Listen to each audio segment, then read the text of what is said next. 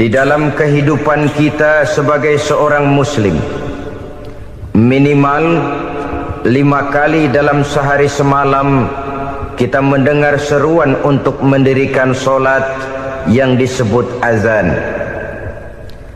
Ada kalimat menarik di dalam kalimat azan itu, yakni seruan hayya 'alal falah, marilah menuju kepada keberuntungan, marilah meraih kemenangan.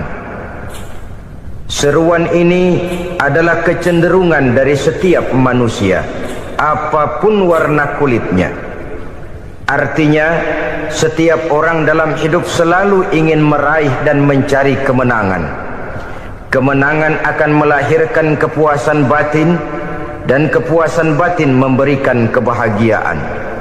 Sedangkan kekalahan melahirkan penderitaan batin, dan penderitaan batin menjerumuskan seseorang di dalam berbagai bentuk kerugian. Jikalau inilah seruan azan, maka masalahnya ialah apa yang menyebabkan kita meraih kemenangan. Al-Quranul Karim memberikan tuntunan dan ajaran kepada kita bahwa orang-orang yang memperoleh kemenangan itu tidak lain adalah orang-orang yang bertakwa. Hanyalah mereka yang bertakwa kepada Allah Subhanahu wa ta'ala pada akhirnya akan tampil sebagai pemenang. Lalu siapa orang yang bertakwa itu? Dijelaskan dalam awal-awal Al-Baqarah, orang yang bertakwa yang akan meraih kemenangan. Pertama, allazina yu'minuna bil ghaib, yaitu orang-orang yang beriman kepada yang gaib, percaya bahwa ada alam yang gaib, alam yang abstrak, alam yang tidak bisa dijangkau oleh salah satu daripada panca indera kita. Mereka percaya dan beriman kepada adanya malaikat, beriman kepada adanya iblis dan jin, beriman kepada adanya alam kubur, beriman kepada adanya alam mahsyar, beriman kepada adanya alam akhirat, beriman kepada adanya surga dan neraka.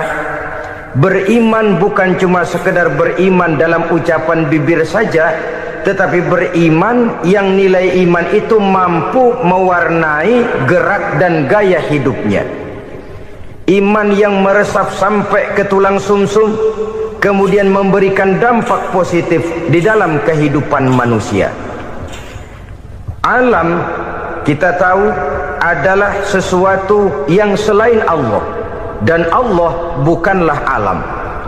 Apapun namanya selain daripada Allah, itu adalah alam. Alam pada hakikatnya terbagi menjadi dua. Ada alam syahadah, alam nyata, alam konkret, alam yang bisa dijangkau oleh salah satu indera kita.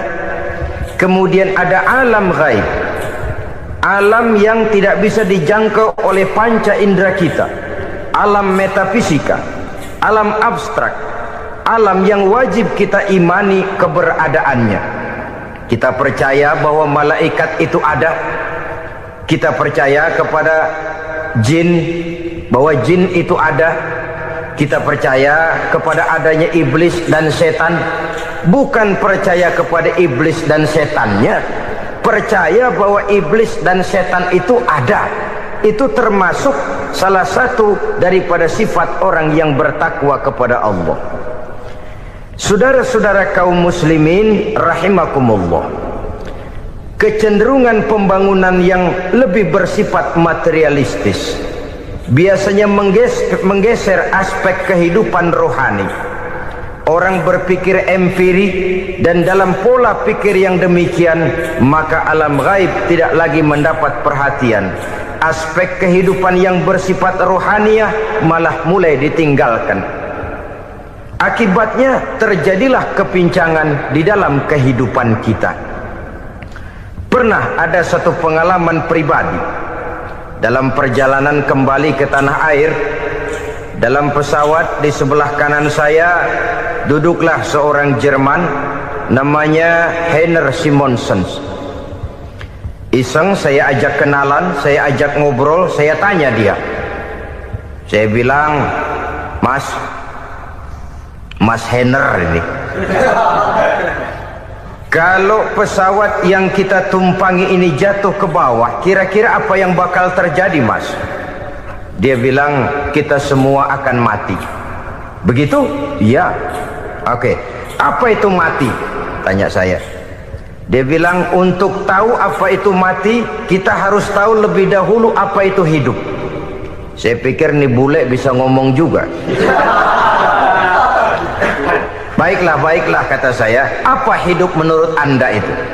Oh, hidup itu dia bilang, kalau seluruh anggota badan kita bekerja secara normal, paru-paru memompa darah secara normal, jantung berdetak secara normal, sel-sel tubuh bekerja secara fit, dan organisme tubuh hanya mau bekerja secara normal, dia bilang, kalau kita memberi makan yang cukup, menu yang teratur, dan gizi yang lengkap.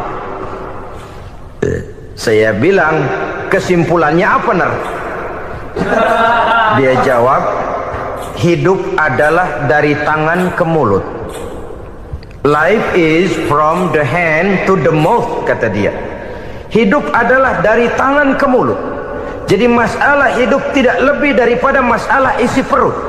Orang pergi pagi, pulang sore, peras keringat, banting tulang, perut yang dibelain.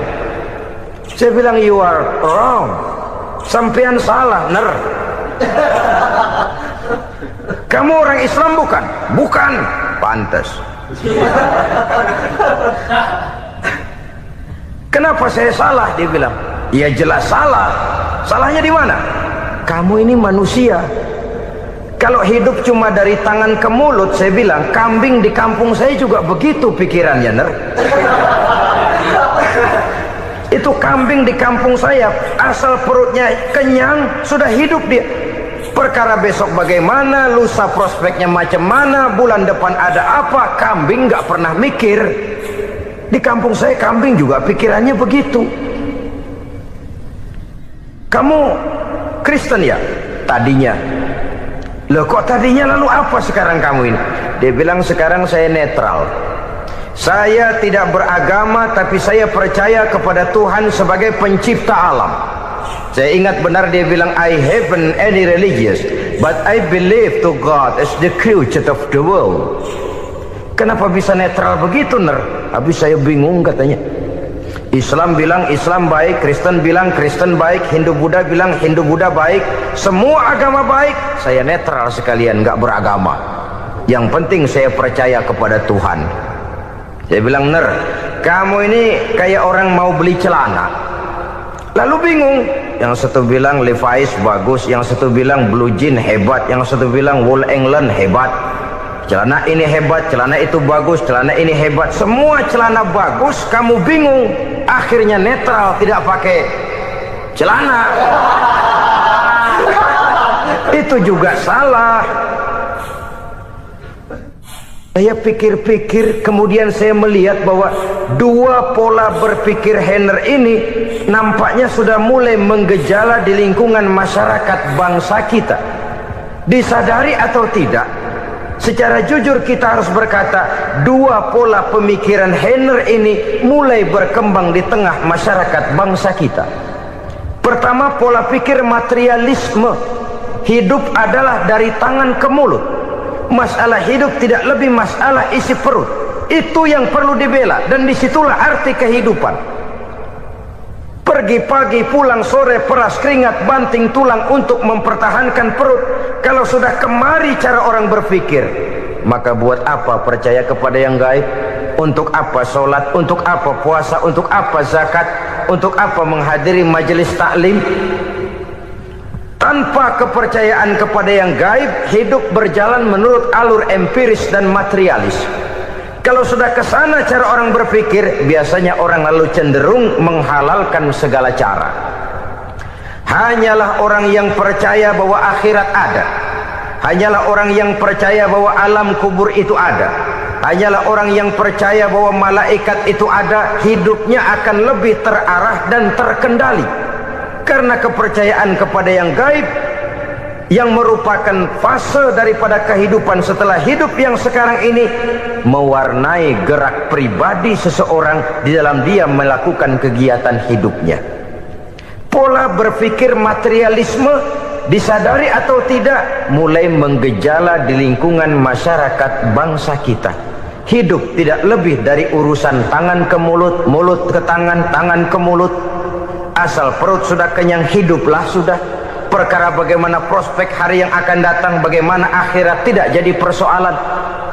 Ini yang oleh Nabi diperingatkan, ad-dunya sijnul mu'min wa jannatul kafir. Dunia adalah penjara bagi orang beriman dan surga bagi orang kafir. Dulu di zaman Belanda hadis ini pernah disalah tafsirkan, disalah artikan, digunakan sebagai senjata untuk mengkebiri dan membuat impoten umat Islam. Sudahlah umat Islam gak usah macam-macam, kata Belanda. Dunia ini kan penjara buat orang Islam, surga buat orang kafir. Di penjara jangan bertingkah.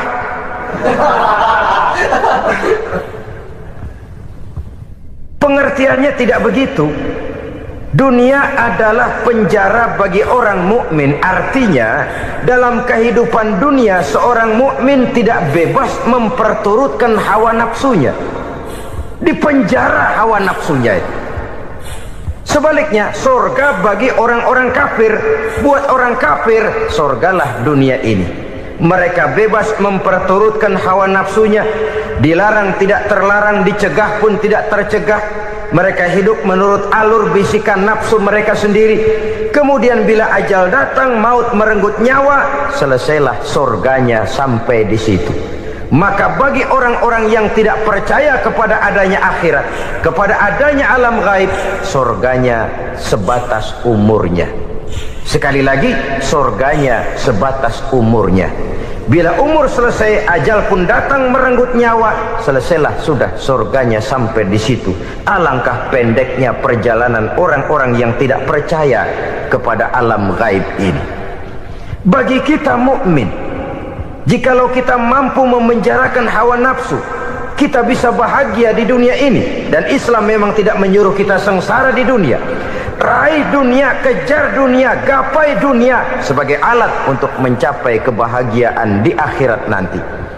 Hidup adalah satu perjalanan panjang yang terbentang sejak kita terlahir dari alam rahim sampai kepada alam akhirat nanti. Andai kata kita gagal meraih kebahagiaan di dunia, toh kita masih punya akhirat. Tapi jangan jadi dalil yang melemahkan semangat. Biarin dah kita di dunia kebelangsak, yang penting akhirat. Akhirnya dunia benar-benar kebelangsak. Bagaimana dunia ini bisa kita raih, dan bagaimana meraih dunia untuk menunjang kepentingan akhirat nanti. Yang kedua, dari pikiran Heiner yang saya lihat menggejala di lingkungan masyarakat bangsa kita, timbulnya manusia-manusia netral. Seolah-olah Tuhan yes, agama no. Sama Tuhan percaya, agama ogah. Tuhan ngangguk, giliran agama godeng.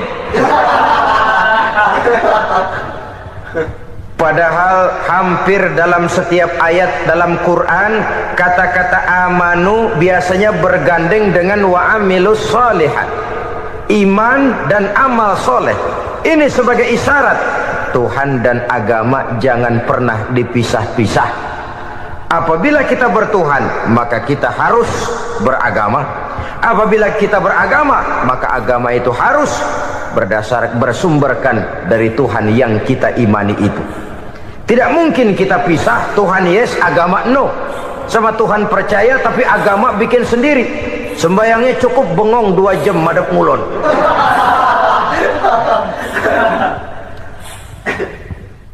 Saudara-saudara kaum muslimin rahimakumullah. Jadi dengan demikian, agama yang kita akui merupakan unsur mutlak di dalam pembangunan sekarang ini, merupakan bagian dari kehidupan yang menuntun kita bahwa di balik alam nyata ini, di balik alam syahadah ini ada alam gaib. Dan mudabbir, murabbi, yang mengatur, yang menguasai, yang memelihara baik dia alam nyata, baik dia alam gaib, tidak lain adalah Allah Subhanahu wa ta'ala. Di sana ada satu super power, satu maha kekuatan yang kita perlu bersandar kepadanya. Sebagai makhluk nyata yang hidup di alam nyata, berbuatlah secara nyata sebagaimana harusnya kita berbuat. Karena Islam jelas bukan agamanya orang pemalas. Islam jelas bukan agamanya orang yang mengajarkan setelah selesai sholat boleh duduk, nggelenggem ayam-ayam, ndelohom, menghitung bintang di langit sambil menunggu keajaiban. Tidak. Islam adalah agama yang mengajarkan apabila sholat sudah selesai kamu kerjakan, bertebaranlah di permukaan bumi, cari karunia Tuhanmu. Jangan hidup berpangku tangan menunggu keajaiban. Karena hidup bukan undian. Jangan berharap untung besar tanpa mau peras keringat. Tapi di sebalik itu toh kita juga harus yakin bahwa di sisi usaha nyata yang kita lakukan ada satu super power, satu maha kekuatan gaib yang menentukan berhasil dan tidaknya usaha kita. Kepercayaan kepada hal semacam inilah yang mendorong kita untuk mempunyai sandaran vertikal, agar jikalau usaha ini berhasil, kita tidak lupa diri dan lupa daratan. Jikalau usaha ini gagal, kita tidak putus asa dan buruk sangka, tidak cupik pandangan dan sempit hati, tapi mampu melihat persoalan dengan kacamata putih sambil husnuzon kepada Allah Subhanahu wa ta'ala. Kita percaya malaikat itu ada yang namanya Raqib dan Atid, mengawasi gerak hidup kita sampai kepada gerak hati kita.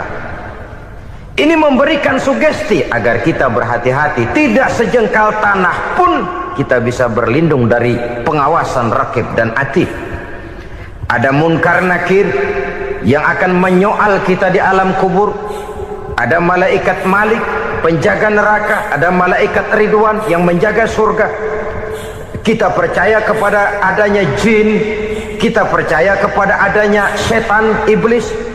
Percaya kepada adanya, bukan mempercayai si setan, si iblis lalu menjadikannya sebagai teman. Tidak. Percaya bahwa mereka itu ada dan merupakan makhluk Allah yang gaib yang diciptakan Allah Azza wa Jalla. Kepercayaan kepada alam gaib memberikan motivasi terhadap gerak lahir manusia, sehingga dengan motivasi kepercayaan kepada yang gaib, gerak lahir jadi lebih terarah, jadi lebih terpelihara. Pernah seseorang bertanya, "Pak, apakah adanya akhirat bisa dibuktikan secara ilmiah?" Saya bilang tidak bisa, tidak bisa. Kenapa? Karena yang berangkat nggak pernah pulang kembali lagi. Kalau dia pulang kemari bisa kita tanya bagaimana enak di sono. Cuma secara moral saya katakan, lebih beruntung orang yang percaya kepada akhirat daripada yang tidak. Sekarang saudara percaya akhirat ada, lalu saudara baik-baik di dunia, sholat, puasa, zakat, menolong orang lain, menebarkan kebajikan. Saudara mati, andai kata akhirat tidak ada, toh dalam hidup saudara sudah berbuat baik, paling tidak nama saudara akan dikenang sebagai orang baik. Sebaliknya, saudara percaya, kata saya, bahwa akhirat tidak ada, lalu hidup semau-maunya, tenggelam dalam maksiat dan munkarat, menentang Allah, tidak mau ruku dan sujud, lalu saudara mati, kemudian akhirat ada, ayo mau apa? Bekal tidak punya. Jadi secara moral lebih beruntung orang yang percaya kepada adanya akhirat daripada yang tidak percaya. Dan itu alam gaib yang tidak bisa dibuktikan secara eksat. Jangankan untuk membuktikan seperti itu, dalam kehidupan sehari-hari saja yang kita rasakan tidak selalu berbentuk toh. Angin, bagaimana sih bentuknya angin? Kita tidak tahu. Merah, buktinya kalau dikerok merah. Yang merah itu kulit, yang kulit kita bukan anginnya. Sakit, rasa sakit itu ada, tapi bagaimana bentuk sakit kita nggak pernah tahu. Kalau kita makan cabai pedas, bagaimana bentuk pedas itu tidak ada, tapi rasa ada. Bentuk pedas hijau, cabenya bukan pedasnya. Tidak semua yang kita rasakan bisa kita gambarkan dalam bentuk yang konkret. Oleh karena itu, sekali lagi bahwa kepercayaan kepada alam yang gaib mampu memberikan satu sugesti yang menata kehidupan seseorang lebih lurus, lebih terarah, dan lebih terkendali. Maka wajar kalau kepercayaan kepada yang gaib mengantarkan seseorang untuk meraih kemenangan. Kenapa? Dia percaya kepada yang gaib, bahwa akhirat ada, bahwa alam kubur ada, bahwa pertanggungan jawab itu ada. Maka dia lalu tidak hidup saenae udele dewe, itu loh. Tidak hidup menurut seleranya sendiri, terarah, teratur. Ini cirinya yang pertama. Orang bertakwa yang akan meraih kemenangan, mereka beriman, mereka percaya kepada yang gaib. Bahkan hal-hal konkret saja selalu berangkat dari yang gaib. Saudara-saudara, para remaja, para pemuda sekarang ini tidak pernah tahu toh siapa yang akan jadi teman hidup saudara. Kita bisa saja ngerancang, mentargetkan, tapi toh akhirnya yang namanya jodoh bukan kekuasaan kita. Rezeki di luar kemampuan kita. Begitu juga ajal. Maut, jodoh, ajal adalah contoh-contoh konkret bahwa pada akhirnya yang gaiblah yang menentukan. Bertahun-tahun ngelancong, emang jodoh seret, nggak jadi.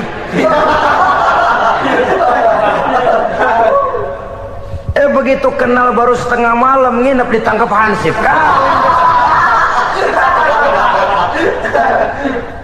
Hal-hal semacam itu kadang-kadang kita berpikir suuzon, gile, perempuannya cakep banget, lakinya rebek amat. Memang begitulah jodohnya. Memang begitulah jodohnya. Saudara hadirin ma'asyiral muslimin yang saya hormati, jadi hal-hal yang konkret saja kita yakini sepenuhnya ditentukan oleh satu superpower yang gaib itu tadi. Dari sanalah segala ketentuan itu berangkat dan kesanalah segalanya akan kembali. Maka kepercayaan kepada yang gaib meluruskan gerak hidup seseorang dan itu akan mengantarkan dia kepada meraih kemenangan. Satu. Yang kedua, wa yuqimuna shalah.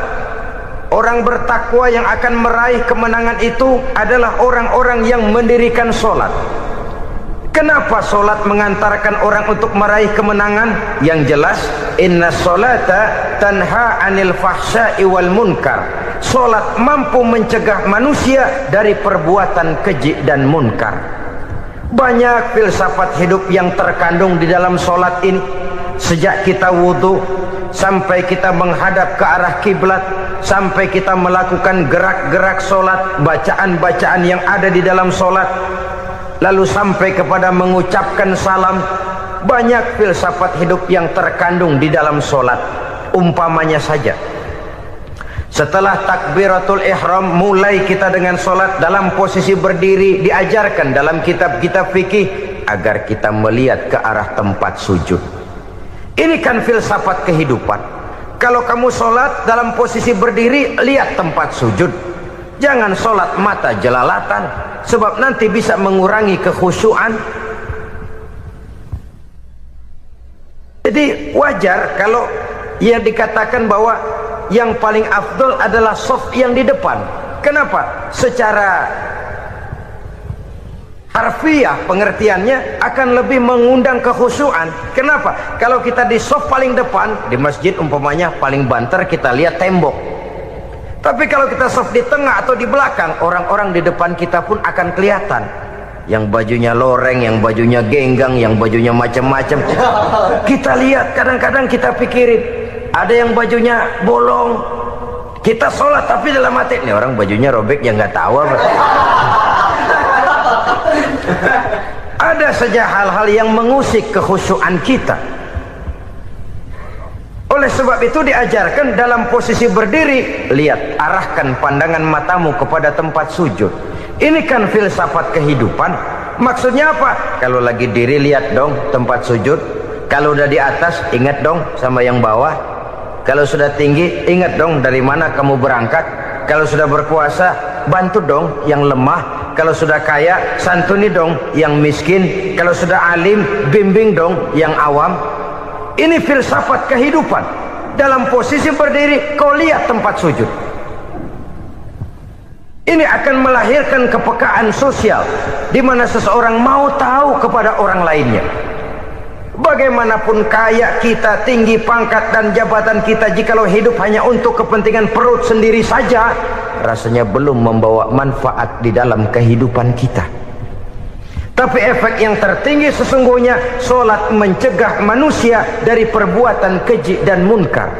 Perbuatan keji dan munkar, walaupun kelihatannya mendatangkan uang, membawa keuntungan, tapi itu keuntungan semu, keuntungan sementara. Dengan menipu orang lain kita bisa dapat untung, tapi tidak membawa berkah, dan itu adalah kerugian besar dalam kehidupan kita. Maka untuk meraih kemenangan harus dimulai dengan membentuk kepribadian yang tegar, memiliki sandaran vertikal yang langsung kepada Allah Subhanahu wa ta'ala, dan itu hanya bisa kita tempuh melalui jalur ibadah formal yang sudah ditentukan Allah, yakni solat yang 5 waktu. Untuk memperkuat itu ada solat-solat sunnah, rawatib, nawafil sebagai terminal kontrol cadangan untuk memelihara stabilitas temperatur batin di dalam kita berhubungan dengan zat yang maha gaib, yaitu Allah Subhanahu wa ta'ala. Orang sering bertanya, Pak, itu tetangga saya nggak sholat, duitnya nggak habis-habis, Pak. Nggak sholat tapi mobilnya tambah terus, nggak sholat tapi usahanya makin maju. Tapi di sisi lain ada orang yang rajin sholat, rezekinya butak bener, anaknya mana kurus, mana korengan. Saudara hadirin ma'asyiral muslimin rahimakumullah, harus saya katakan bahwa solat memang bukan untuk cari duit. Solat adalah sandaran vertikal kita kepada Allah. Sedangkan soal rezeki itu berkaitan dengan sifat Allah maha pengasih dan maha penyayang. Allah maha pengasih, siapapun dikasih kalau mau usaha. Allah maha penyayang, tidak semua orang disayang oleh Allah Azza wa Jalla. Dan belum tentu banyak harta itu merupakan nikmat. Mungkin juga istidraj. Artinya istidraj itu dikasih tapi diambulin, kalau bahasa Betawinya itu. Dikasih tapi diambulin, itu bukan merupakan nikmat sesungguhnya, lebih merupakan azab dari Allah Subhanahu wa ta'ala.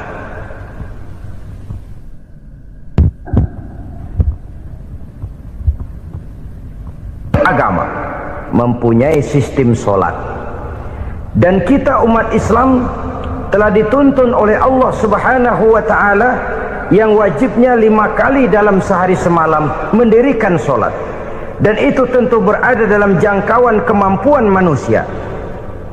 Pada awalnya barangkali kita memang merasa solat itu satu kewajiban, tapi semakin kita hayati makna, manfaat dan filsafat yang terkandung di dalam ajaran solat, semakin sampai kita kepada keyakinan bahwa solat adalah keperluan kita.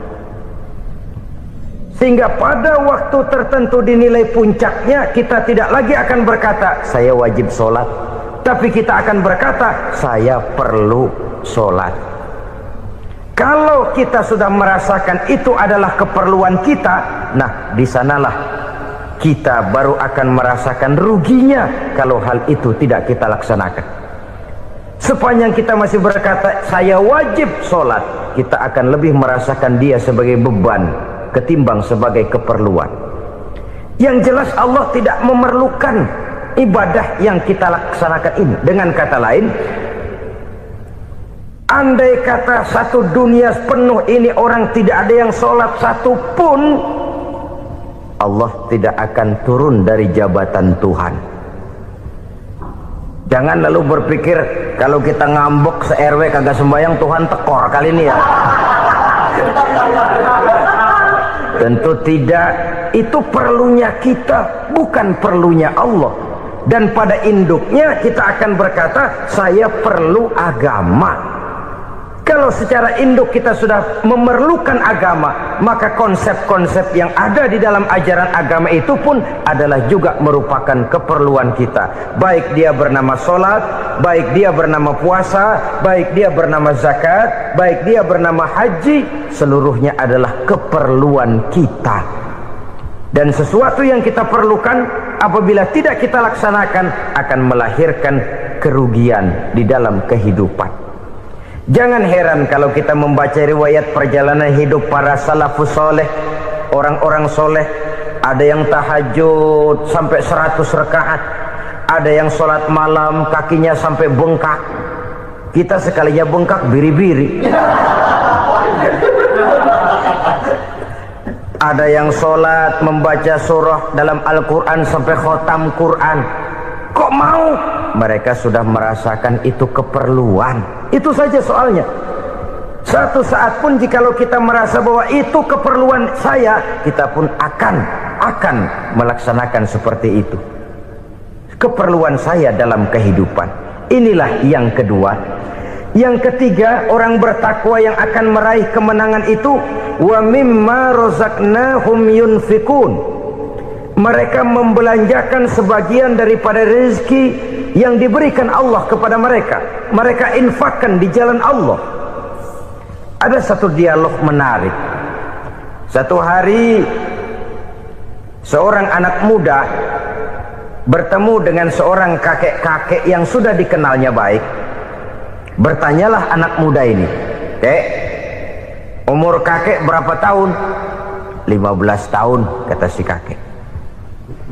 "Anak kakek berapa orang?" 1. "Harta kakek berapa banyak?" 15 juta. Si anak muda ini bengong, lalu protes, "Kok kakek bohongin saya?" "Kenapa?" "Saya tahu umur kakek 70 tahun. Kenapa ngaku 15? Saya tahu anak kakek 5. Kenapa bilang 1? Saya tahu kakek miliuner, miliaran uang kakek. Kenapa ngaku cuma 15 juta? Begini, kata si kakek tadi. Benar, umur saya 70 tahun. Tapi dari umur yang 70 tahun itu baru 15 tahun terakhir ini saya merasakan ibadah kepada Allah. Meninggalkan maksiat, jauh dari segala macam munkarat. Maka yang 15 tahun inilah yang benar-benar saya rasakan sebagai umur saya. Benar anak saya 5, tapi yang 4 susah diatur. Cuman 1 rasanya nih yang bakal jadi si buah hati belahan jantung berlanjut cerita penerus sejarah. Cuma 1 ini yang saya harapkan, yang akan jadi anak soleh, yang akan membuat saya menerima pensiunan pahala. Kalau yang 4 apek dah, nggak ada harapan. Yang 1 nyekek botol melulu. Oh begitu, iya. Lalu kenapa kakek bilang harta kakek cuma 15 juta padahal saya tahu kakek uangnya miliaran, depositonya banyak? Ya karena 15 juta itulah yang saya ingat yang pernah saya belanjakan di jalan Allah. Saya merasa itulah harta saya yang sebenarnya. Yang miliaran yang saya simpan di bank kelak kalau satu saat saya mati akan jadi rebutan di antara anak-anak saya. Iya kalau anak saya soleh kayak yang 1 ini. Kalau yang 4 tadi udah tulen dia bakal berantem dah berebut tuh. Jadi 15 juta yang saya belanjakan di jalan Allah inilah yang saya merasakan benar-benar harta saya yang sesungguhnya. Dialog ini patut menjadi bahan renungan kita bersama. Diberikan kita umur 40, 50, 60, 70, 80. Berapa tahun dari umur yang diberikan itu yang jalan mulus, yang kita gunakan untuk melaksanakan ibadah? Banyak harta kita simpan di bank, di lemari, di dompet, di tas. Tapi berapa yang sudah kita depositokan di jalan Allah yang akan menemani kita di hari kita kembali nanti? Maka orang bertakwa yang akan meraih kemenangan, wa mimma razaqnahum yunfikun, mereka membelanjakan sebagian dari rezeki yang diberikan Allah di jalan Allah subhanahu wa ta'ala. Ma'asyiral muslimin rahimakumullah. Zahirnya memang kita memberikan kepada orang lain, tapi hakikatnya kita menyimpan untuk diri kita sendiri. Kita memberikan kepada yatim piatu 25.000. Zahirnya kita memberikan si yatim, hakikatnya kan kita cuma nyimpan. Saya berikan, titip kepadamu, ini untuk saya di akhirat. Kau boleh belikan baju, kau boleh belikan untukmu makan, kau boleh bayarkan sekolahmu. Ini untuk saya. Hakikatnya kita nyumbang masjid 1 juta, zahirnya kita berikan kepada panitia masjid, tapi hakikatnya kan cuma titip 1 juta ya, untuk saya di alam kubur nanti. Silakan kau boleh belikan semen, ini uang, belikan besi, belikan pasir. Saya cuma sekedar titip untuk kepentingan saya. Hakikatnya kita cuma sekedar menitip. Sebagaimanapun pada hakikatnya, apapun yang kita miliki dalam kehidupan kan cuma sekedar hak guna pakai, bukan hak milik mutlak. Harta kita, rumah kita, kendaraan kita, kebun kita, pabrik kita, hak guna pakai saja. Hak milik mutlak cuma untuk Allah subhanahu wa ta'ala. Saudara-saudara kaum muslimin rahimakumullah, ini yang ketiga. Kemudian yang keempat, orang-orang bertakwa yang akan meraih kemenangan, allazina yu'minuna bima unzila ilaika, mereka yang beriman, mereka yang percaya kepada apa yang telah diturunkan kepadamu Muhammad, ay Al-Quran, yakni Al-Quranul Karim.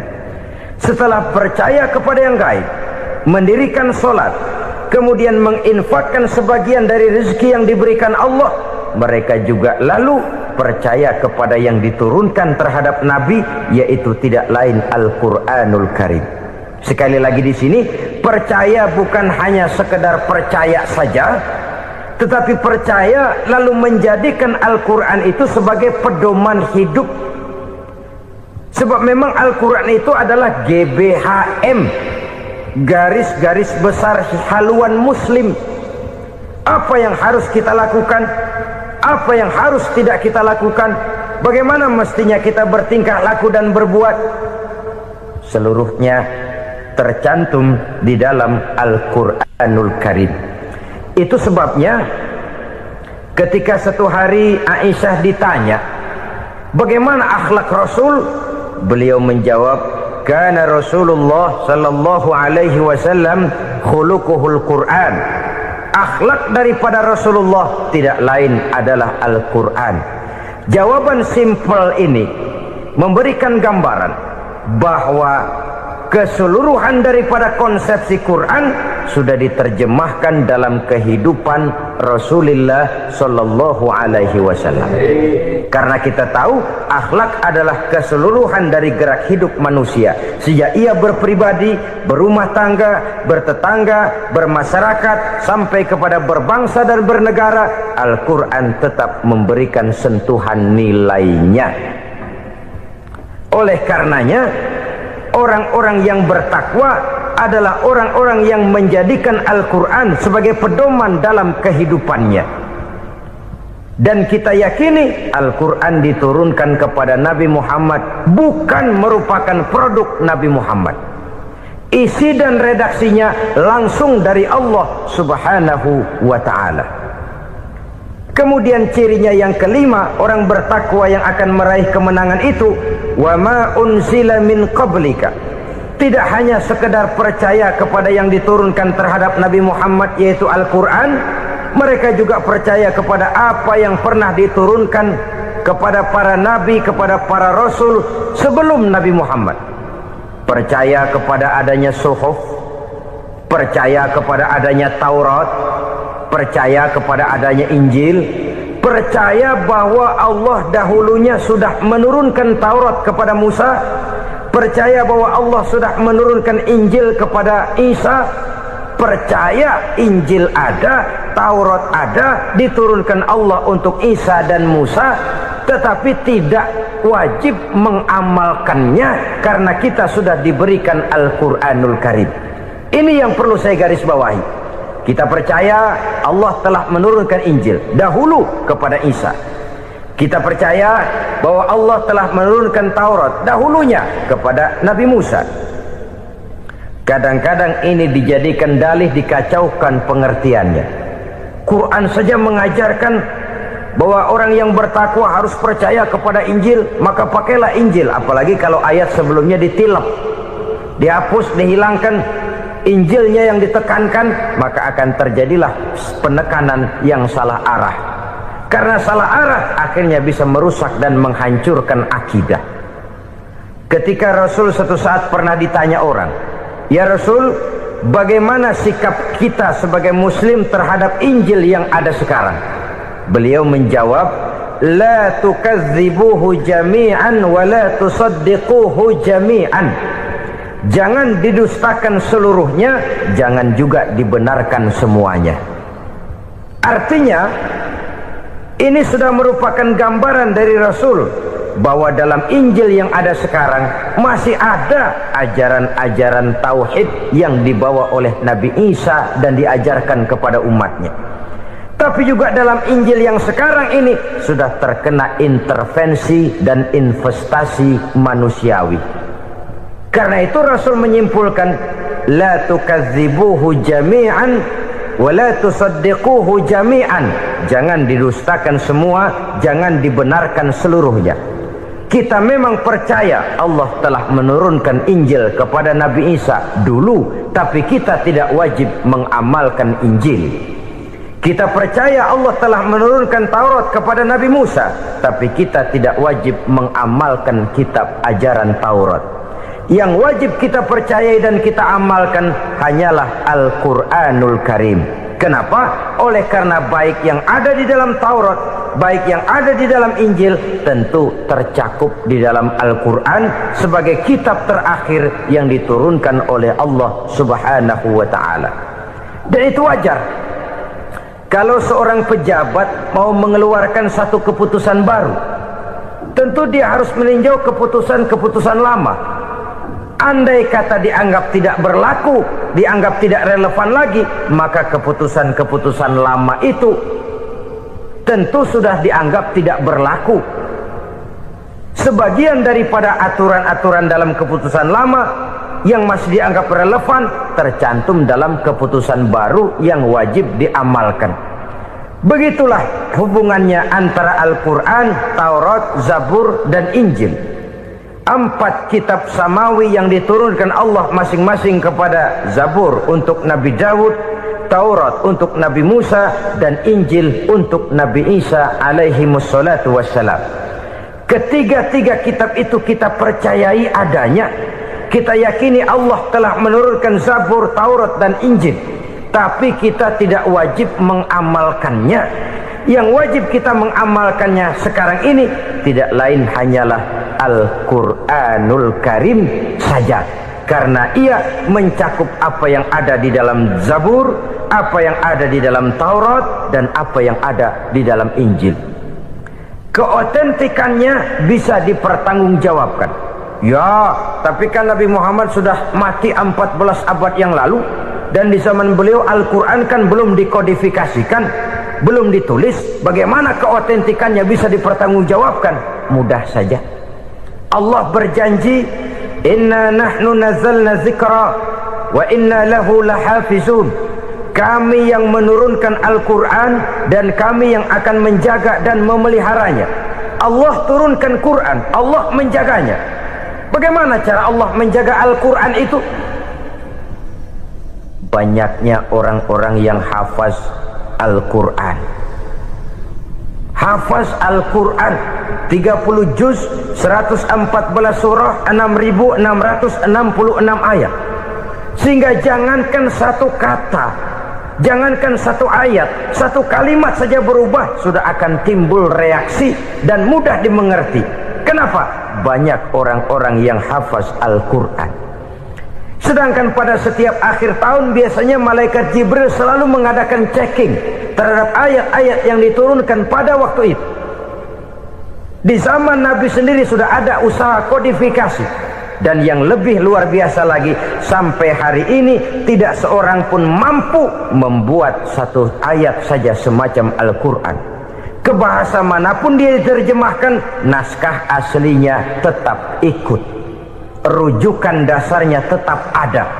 Berdasarkan itu, maka tidak mungkin terjadi penyelewengan terhadap atau pemalsuan terhadap ayat-ayat Al-Quranul Karim. Kesuciannya, keotentikannya, kemurniannya bisa dipertanggungjawabkan. Ma'asyiral muslimin rahimakumullah. Oleh karenanya, konsepsi dasar daripada ajaran Islam ini memang tidak lain adalah Al-Quran dan Sunnah.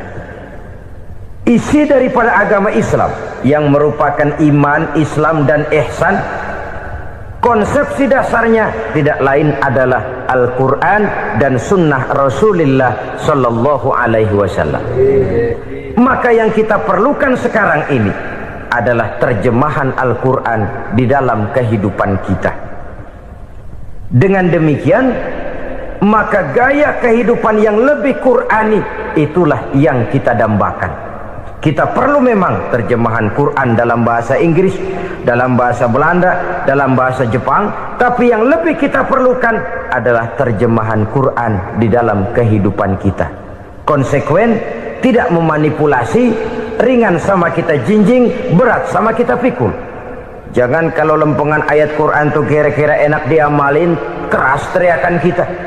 Giliran kira-kira ayat Quran itu mukul kepala kita sendiri, diam kita. Itu ciri yang pernah disindir Allah dalam awal-awal Baqarah juga itu. Ciri beragamanya orang yang munafik. Kullama adha'a lahum masyawfi, kata Allah. Wa iza azlama alaihim qamu. Apabila terang mereka jalan, apabila gelap mereka berhenti.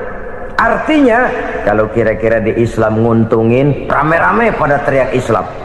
Tapi ketika diminta untuk berjuang, ketika dituntut untuk berkorban, rame-rame mengundurkan diri. Nasib agama tidak ubahnya seperti daun pisang yang dikait orang di tepi jalan lantaran tak berpayung di ketika hari hujan. Manakala hujan usailah sudah, daun itu pun dicampakkan di tepi jalan, diinjak pula orang nan lalu. Artinya, orang menjadikan agama cuma sebagai lipstick, decoration only, tidak konsekuen. Hanya pada saat-saat kelihatannya Islam membawa keuntungan, rame-rame orang teriak-teriak tentang Islam. Tapi jikalau diminta berjuang, jikalau dituntut untuk berkorban, biasanya rame-rame juga mengundurkan diri. Jangan heran kalau mayoritas hitungan kita, tapi minoritas peranan kita. Kuantitas kita dalam jumlah, tapi dalam kualitas kita lebih sering jadi penonton daripada jadi pemain. Padahal itu sangat tidak boleh terjadi. Umat Islam di Indonesia harus bangkit. Umat Islam di Indonesia harus sadar akan keberadaannya. Tidak boleh hanya jadi penonton berpangku tangan, karena memang agama kita juga mengajarkan untuk konsekuen di dalam menjabarkan ajaran-ajaran daripada agama kita. Kita sering jatuh menjadi umat yang lemah oleh karena kita ini tidak pandai menggalang kebersamaan yang diakibatkan tidak konsekuennya kita. Diistilahkan bahwa umat Islam di dalam menggalang kebersamaannya itu harus seperti orang main sepak bola. Saudara-saudara kan tahu orang main sepak bola itu. Orang main sepak bola, kalau pertandingan belum dimulai sih silakan saja kumpul di luar lapangan, atur strategi yang baik. Tapi kalau pertandingan sudah dimulai, turun ke lapangan hijau, jangan kumpul terus. Ada sepak bola gotong royong, mundur-mundur rame-rame, depan ke depan kumpul melulu mainnya. Kalah. Orang main sepak bola itu ya harus ada penyerang tengah, harus ada penjaga gawang, harus ada strikernya, harus ada kiri luarnya, kanan dalamnya yang jadi backnya. Posisi boleh bermacam-macam, tapi yang penting saling ngoper untuk menggolkan gawang lawan. Begitulah umat Islam ini. Boleh ada yang jadi pejabat, boleh ada yang jadi pengusaha, boleh ada yang jadi petani, silakan ada yang jadi seniman, ada yang jadi penyair, ada yang jadi artis sekalipun. Tapi kalau sudah berhasil menguasai bola, jangan lupa operannya. Operan itu yang langka. Kita ini muslim kadang-kadang kalau sudah memegang menguasai bola, kalau belum mau mampus, belum mau ngoper. Nanti kalau sudah nggak punya bola, baru mau ngoper. Kalau sudah dengar-dengar mau dekat pensiun, baru mau jihad, baru mau berjuang, baru mau ngurus pesantren. Tanda tangan sudah tidak laku, memo sudah tidak dihargai, baru mau berjuang. Kemarin kemana, Mas? Kita tidak pandai memanfaatkan posisi. Dengan kata lain, kalau kembali kepada persoalan kita, konsekuensi kita terhadap agama yang kita anut ini belum ideal. Kita masih lebih sering berislam ini pada saat-saat yang menurut perhitungan kita membawa keuntungan. Tapi kalau diminta berjuang, dituntut berkorban, yang itu pun hakikatnya adalah untuk kepentingan kita juga. Allah tidak pernah menuntut kita untuk jihad bagi kepentingan Allah, itu tidak. Berjuang menegakkan agama Allah, apakah untuk kepentingan Allah? Tidak, untuk kepentingan kita. Sebab nilai-nilai jihad itu pada akhirnya akan membawa kita kepada satu kebahagiaan. Setidaknya kalau tidak di dunia, tentu di akhirat sebagai syahid. Oleh karena itu, pada bagian akhir ini saya ingin mengajak, marilah kita konsekuen. Sekali kita berkitabkan Al-Quranul Karim, mari dia kita jadikan pedoman. Jangan cuma kita jadikan sebagai penghias dinding, pelengkap rumah, bahwa di rumah kita ada Al-Quran, tapi yang baca kecoa. Habis pada bolong tuh Quran. Yang penting kan punya Quran. Ditaruh di pintu rumah, biar apa? Biar kuntilanak kagak masuk katanya. Ya apa itu nasib Quran, cuma kerjanya jaga pintu, ngusir kuntilanak, ngusir memedi. Bagaimana kita hidup menurut tuntunan Al-Quran? Kadang-kadang tidak pernah menjadi masalah bagi kita. Maka bagaimanakah Al-Quran akan mungkin membawa keberkahan dalam hidup kalau ajarannya kita injak-injak dalam keseharian kita? Mewujudkan gaya hidup yang lebih Qurani, itulah yang akan kita rintis di dalam kehidupan kita, bertahap, step by step, menurut kemampuan yang ada pada kita. Jika jalan ini tidak bisa kita selesaikan, percayalah akan ada generasi penerus yang akan melanjutkan usaha dan cita-cita mulia itu. Jadi percaya kepada Taurat, percaya kepada Injil, sekadar percaya Allah dahulunya sudah menurunkan itu, tapi kita tidak wajib mengamalkannya. Kenapa? Generasi Injil masa berlakunya sudah kedaluarsa. Taurat masa berlakunya sudah kedaluarsa. Injil pernah berlaku untuk orang Nasrani di zaman Nabi Isa. Taurat pernah berlaku untuk orang Yahudi di zaman Nabi Musa. Setelah generasinya berlalu, datang Rasul penutup yang membawa Al-Quranul Karim, maka Al-Quran itulah yang berlaku menjadi pedoman sampai hari akhir nanti. Jangan jauh dari Al-Quran, karena apabila ini kita lakukan, maka kita akan kembali kepada satu gaya hidup yang jauh dari tuntunan agama, dan itu artinya kita akan semakin jauh untuk meraih kemenangan. Saudara-saudara kaum muslimin rahimakumullah, yang keenam, yang terakhir, orang-orang bertakwa yang akan meraih kemenangan itu wabil akhirati hum yuqinun. Mereka percaya, mereka yakin seyakin-yakinnya akan adanya hari akhir, di mana seseorang akan mempertanggungjawabkan seluruh perbuatannya di dalam hidup ini, dan tidak ada satu perbuatan yang bagaimana kecilnya sekalipun yang tersembunyi dalam pandangan manusia yang tidak akan dibukakan persoalannya di mahkamah Qadi Rabbul Jalil di akhirat nanti. Itulah sebabnya maka percaya kepada akhirat disebut secara khusus. Padahal di awal tadi sudah dijelaskan yu'minuna bil ghaib, percaya kepada alam gaib, dan alam gaib ini termasuk akhirat. Kenapa pada bagian akhir disebut lagi akhirat? Karena ternyata bahwa kepercayaan kepada adanya akhirat merupakan induk dari kepercayaan terhadap adanya malaikat, setan, jin dan lain sebagainya. dan akan lebih memberikan sugesti dalam kehidupan manusia untuk meluruskan gerak hidupnya. Jikalau satu saat tergerak hati akan berbuat kejahatan, ingin mencuri, sadarlah, awas ada akhirat. Sebab kalau kita cuma teriak awas ada polisi, itu cuma tertunda sementara. Begitu polisi meleng, embat. Kalau kita ingin berbuat jahat cuma berteriak awas ada hansip, cuma sementara ketika hansip itu ada. Tapi kalau ceritanya awas ada akhirat, mau menyeleweng awas ada akhirat, mau berjudi awas ada akhirat, mau mencuri awas ada akhirat. Keyakinan yang akan meluruskan gerak hidup manusia sehingga gerak itu jadi lebih terarah dan terkontrol, tidak merugikan baik diri sendiri, lebih-lebih orang lain. Ternyata bahwa kepercayaan kepadanya adanya hari akhirat sanggup menjadi sumber daya kontrol dari kehidupan manusia, sehingga ia tidak terjebak dalam perbuatan maksiat dan munkarat. Saudara-saudara kaum muslimin, inilah saja yang kita bicarakan pada pertemuan kali ini.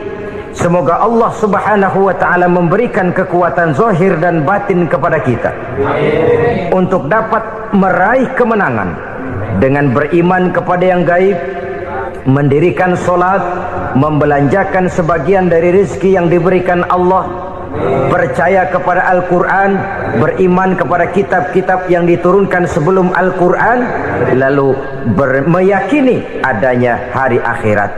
Terima kasih.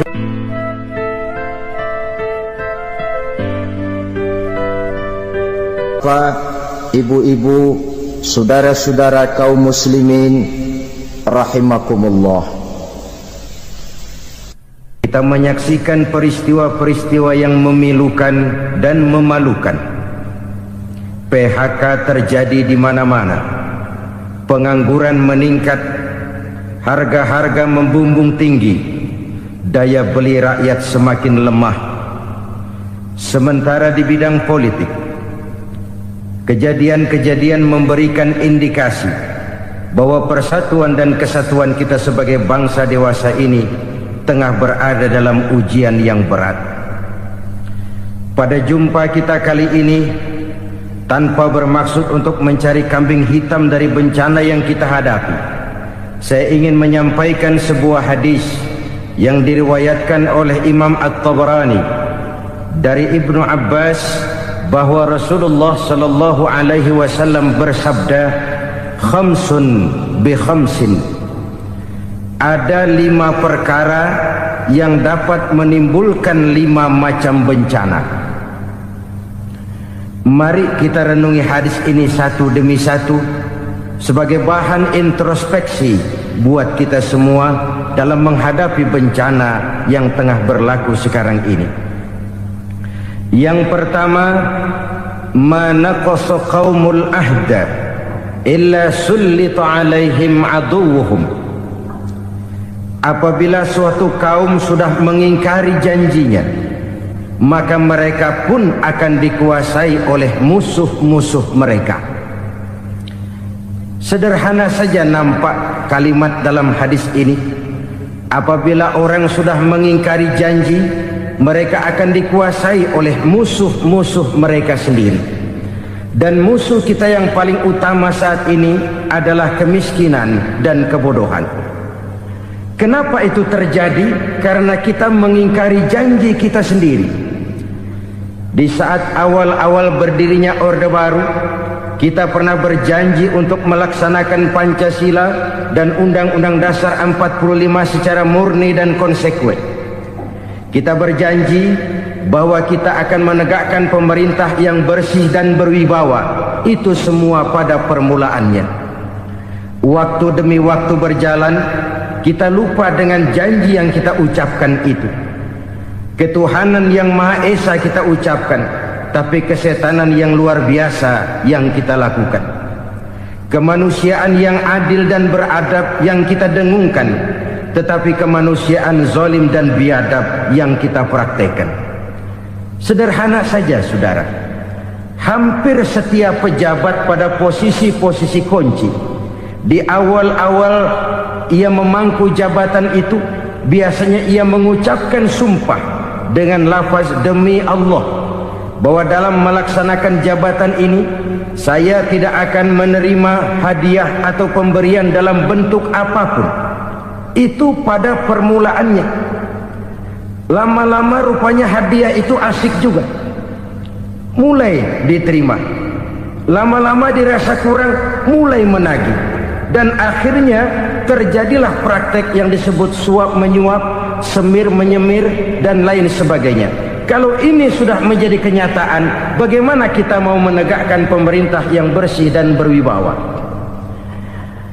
Undang-Undang Dasar 45 menyatakan bahwa bumi, air, dan seluruh kekayaan negara dikelola oleh negara bagi sebesar-besar kemakmuran rakyat. Yang terjadi adalah bahwa kita merasa mewakili rakyat untuk menikmati harta dan kekayaan negara, sehingga rakyat banyak tidak bisa ikut menikmatinya. Menumpuklah harta itu sehingga terjadilah pepatah, gunung ditimbun, sumur digali. Yang kaya semakin kaya, yang miskin semakin terpuruk. Kita ingkar dengan janji yang kita ucapkan di awal-awal kita bergerak.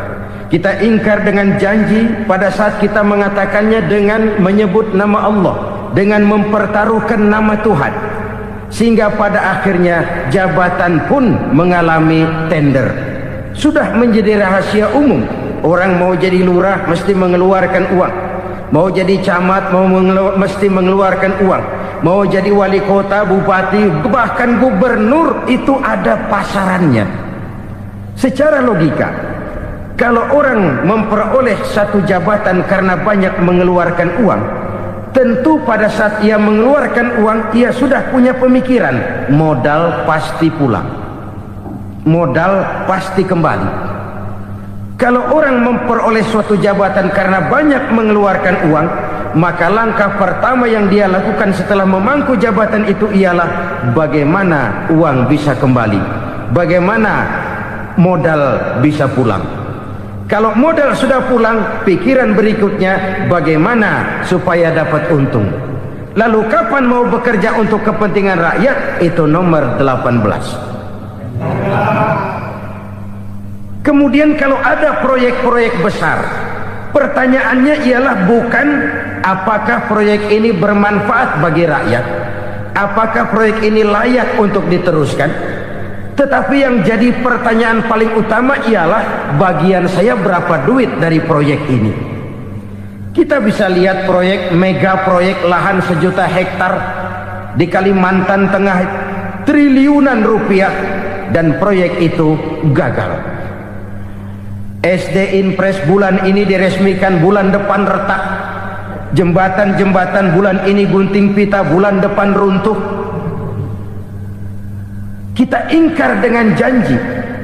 Kita berkata kita bekerja untuk kepentingan rakyat, tapi kita tidak pernah mengenal rakyat itu. Apabila suatu kaum sudah mulai mengingkari janji, maka mereka akan dikuasai oleh musuh-musuh mereka. Akibatnya tersusunlah barisan-barisan sakit hati, yang makin lama makin menjadi bola salju, menggelinding membesar, dan kemudian terjadilah hal-hal yang tidak kita inginkan lagi.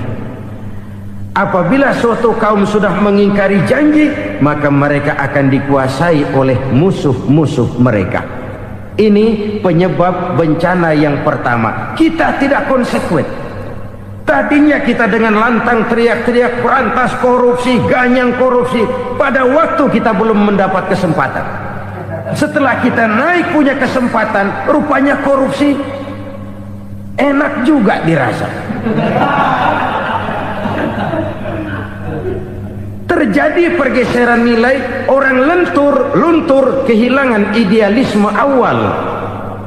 Lalu untuk menghibur diri, menutup kesalahan, kita gunakanlah pepatah bahwa tidak ada gading yang tak retak, bahwa kita harus mikul dhuwur mendem jero.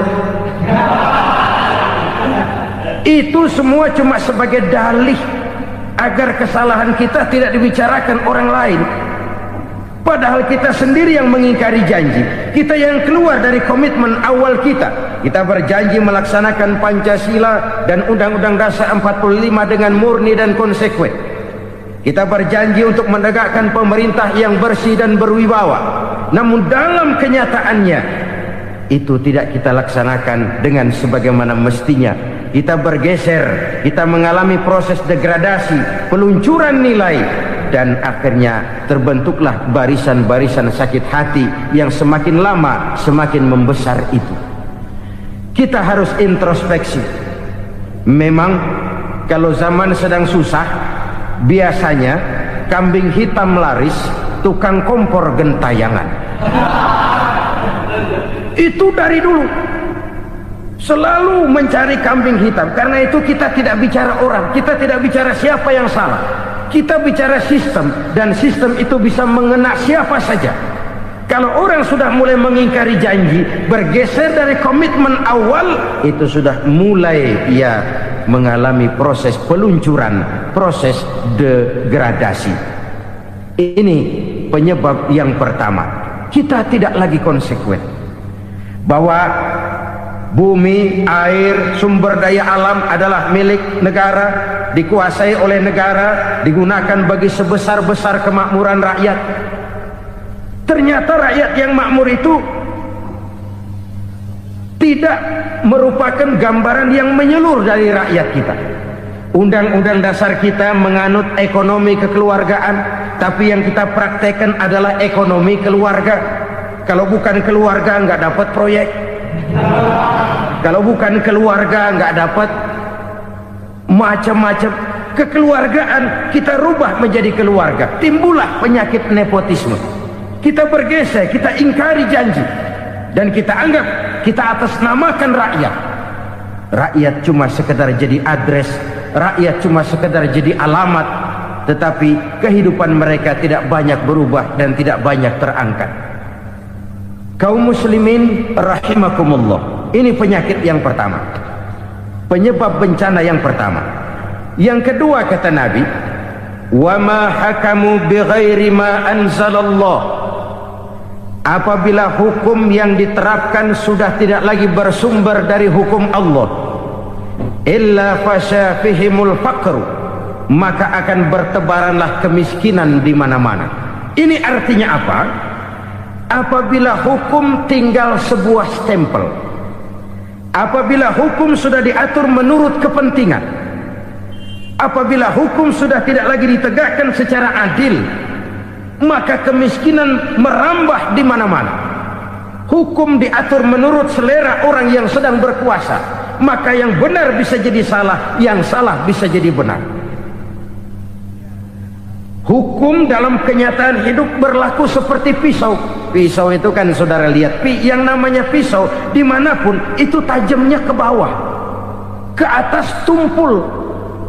Kalau hukum itu, kalau untuk rakyat, hukum itu tajam bukan main, cepat sekali dilaksanakan. Tapi giliran menengah ke atas, yang gedean dikit berbuat salah, hukum tumpul. Hukum pura-pura tidak dengar. Akibatnya terluka rasa keadilan rakyat. Satu kasus rakyat diam, dua kasus rakyat diam, tiga kasus rakyat diam, kasus terakumulasi di hati rakyat. Luka rasa keadilan, dan itu menjadi sumber bencana. Penjarahan, kita tidak setuju itu, tapi kita harus melihat kausalnya. Itu kan tidak berdiri sendiri. Itu kan karena terlukanya rasa keadilan rakyat, melihat kesempatan ini tidak merata. Kalau rakyat ini yang ngajukan kredit ke bank, walaupun jumlahnya cuma jutaan, ratusan ribu, susahnya 17 setan. Tapi ada orang-orang tertentu yang agunannya palsu, jaminannya palsu, bawa kata belece, bukan cuma miliaran, triliunan kredit bisa keluar. Terluka rasa keadilan, hilangnya kesempatan. Rakyat cuma dapat kesempitan, jarang dapat kesempatan. Dari lukanya rasa keadilan ini, Memang ya entah lipstick, entah basa-basi, dibentuklah tim ini, dibentuklah badan pengawas ini, dibentuklah tim ini. Kalau membentur tahu, hancur tahu.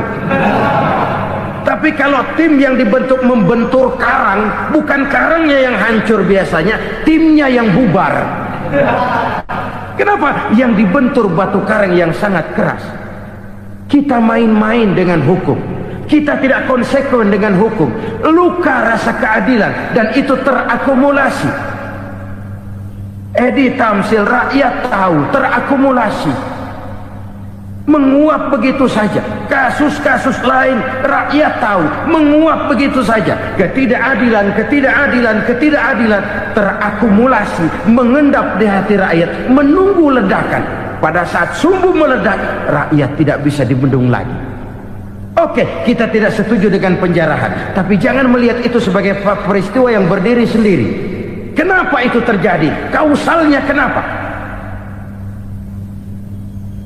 Oke, kita tidak setuju memang, tapi yang dijarah oleh rakyat kan memang cuma untuk perut. Yang dijarahkan beras, yang dijarahkan televisi, yang dijarahkan kulkas yang masih bisa dihitung, yang memang real untuk kebutuhan rakyat. Penjara berdasi kepala botak yang menguras uang rakyat habis-habisan, enak saja melenggang dalam kehidupan ini. Makin terluka rasa keadilan rakyat. Apabila hukum yang diterapkan sudah menyimpang dari keadilan yang diajarkan Allah, fasyafihimul fakru, bertebaranlah kemiskinan. Aneh, memalukan, memilukan. Sebuah negara agraris yang katanya pulaunya hijau royo-royo, Gemari Palau Jenawi Toto Tentem Kertora Harjo, yang tahun 93 pernah mendapat penghargaan dari FAO, Badan Pangan Sedunia, sebagai negara yang berhasil dalam swasembada pangan. Sekarang ini kita terpaksa betul beli beras dari Vietnam, beli beras ke Kamboja, beli kedelai dari Kamboja. Kenapa? Lahan sawah kita habis ditanami pabrik. Teknologi kita, teknologi loncatan yang non-applied, tidak terpakai oleh kita. Lantas lahan yang tidak bisa kita tanami, kita paksakan lahan-lahan gambut menjadi tanah pertanian yang subur dengan biaya triliunan, dan kita gagal. Kita cari jarum dan kapak hilang. Kita mau jadi negara industri dengan loncatan teknologi yang maju, kita lupakan pola pijak kita sebagai negara agraris, dan akhirnya kita kecolongan. Lihatlah dewasa ini, rakyat kita antri sembako di mana-mana. Di sebuah negara agraris, ketidakadilan melahirkan kemiskinan, kemiskinan moral dan kemiskinan material. Kemiskinan moral, rakyat nggak percaya lagi sama pejabat. Rakyat mengalami krisis figur. Orang, alah lu ngomong dah sama ember.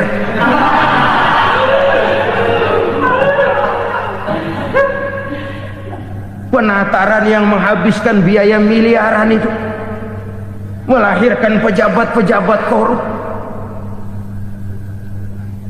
Pengawasan yang menghabiskan biaya miliaran itu ternyata impoten, mandul. Kemiskinan moral. Jujur saya berkata, saudara-saudara, setelah pintu reformasi dibuka, itu yang masuk memang macam-macam. Ada yang memang punya tujuan murni, konsekuen, dan punya konsep. Ada yang nunggu di tikungan, begitu mobil lewat nyamber pintu, berangkat ikut reformasi. Ada yang memanfaatkan momentum, mumpung, untuk nyampein unek-unek, ngerti nggak, pokoknya ngomong. Sehingga keadaan semakin rancu, kebingungan semakin menjadi-jadi, masalah yang paling urgen tidak terselesaikan. Sekarang ini orang berpikir mendingan jadi pala ular daripada jadi buntut macan. Buntut macan memang hebat macan, tapi kalau buntutnya cuma ugel-ugel di belakang buat apa? Mendingan jadi kepala ular kecil juga nyaplok. Artinya ya biar kecil juga kalau punya partai kan gagah. Lalu rame-rame bikin partai kayak bikin arisan. Orang makin mengalami dislokasi.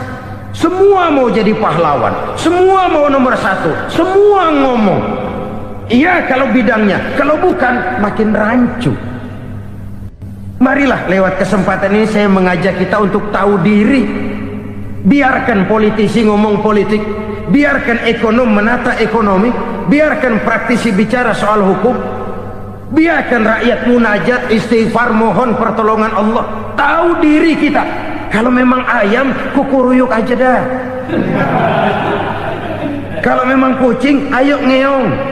Kalau kambing, silahkan ngembe. Udah tahu ayam, ngeong bunyinya. Suaranya palas, orang nggak ngerti, bingung, makin menjadi-jadi. Ibarat kesebelasan sepak bola bangsa kita sekarang ini, rame-rame mau bikin gol, kiper ikut nyerang sekarang. Memilukan dan bahkan memalukan. Wa ma hakamu bighairi ma anzalallah illa fasyafihimul fakru. Kalau hukum yang diterapkan sudah menyimpang dari keadilan yang diajarkan Allah, bertebaranlah kemiskinan di mana-mana. Coba sekarang ini yang punya duit bingung, apalagi yang kagak punya duit. Yang pengusaha gede ngeluh, apalagi yang pengusaha pas-pasan. Yang kagak punya beras, yang punya beras saja masih bingung, apalagi yang nggak punya beras. Ini sudah demikian merata. Dulu kita kagum mendengar konglomerat kelas buadah, kelas-kelas yang seakan-akan cuma ada dalam khayalan mereka, punya kekayaan miliaran dolar, triliunan. Sudahlah, seolah-olah nggak terjangkau sama kita. Weh, ternyata yang gede-gede itu juga gede utangnya. Dan rontok satu demi satu. Ternyata rakyat selama ini cuma dialamatkan, cuma dijadikan address. Rakyat yang tidak banyak ngerti persoalan ini harus menanggung hidup ini begini berat, harus menanggung beban hidup ini begini tinggi, daya beli semakin lemah, semakin terpuruk dan terpuruk, sedang keadaan belum juga banyak berubah. Yang hutang sama luar negeri itu kan bukan rakyat kecil, Ciano. Yang banyak nyimpen dolar juga kan Ciano. Rakyat kecil bocah kampung mah jangankan nyimpen dolar, ngelihat juga tumben. Kemana kita mesti bercermin? Sekali lagi saya mengatakan maaf, kita tidak bermaksud mencari kambing hitam. Karena itu kita tidak bicara orang, kita bicara sistem, kita bicara keadaan. Beginilah yang dikatakan Nabi, penyebab timbulnya bencana, hukum yang ditegakkan tidak lagi berorientasi kepada keadilan, tapi berorientasi kepada kepentingan. Akhirnya bentuk hukum seperti pisau, tajam ke bawah, tumpul ke atas. Hukum cuma buat rakyat kecil, tetapi kelompok menengah ke atas kadang-kadang kebal dari perlakuan hukum. Maka bertebaranlah kemiskinan. Iya, kemiskinan moral berupa lukanya rasa keadilan. Kalau rasa keadilan terluka, orang kan nunggu kesempatan, saudara. Iya, dia nggak bisa ngomong, iya dia nggak sanggup action, iya dia nggak bisa tunjuk rasa, tapi hatinya kan kapan ada kesempatan, kapan ada waktu, tunggu. Hatinya mesti begitu. Sehingga begitu ada kesempatan, terjadilah hal-hal yang tidak terhindarkan. Dan itu ekses, bukan reformasi. Jangan seperti sebuah dialog saya dengan seorang abang beca. Saya bertanya, bang, ya, abang tahu nggak reformasi? Tahu. Ustaz, apa? Pembakaran.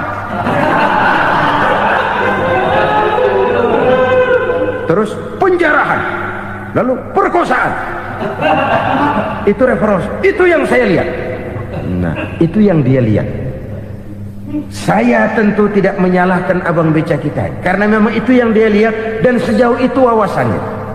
Tapi ini indikasi bahwa banyak rakyat kita yang belum bisa menggunakan kebebasan secara bertanggung jawab. Padahal kebebasan tanpa tanggung jawab tirani. Sebuah contoh gampang-gampangan. Saya beli radio, saya setel di kamar saya, lalu saya bilang, ini radio gue. Yang beli gue, pakai duit gue setel di kamar gue, sekeras-kerasnya, gak ada urusan sama orang lain. Itu kata saya.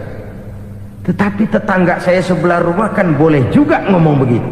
Kata tetangga saya, ini mata gue, yang ngantuk gue tidur di kamar gue, kenapa suara radio lu nyampe kemari? Artinya apa ini? Kebebasan saya nyetel radio dibatasi oleh kebebasan tetangga saya yang mau tidur.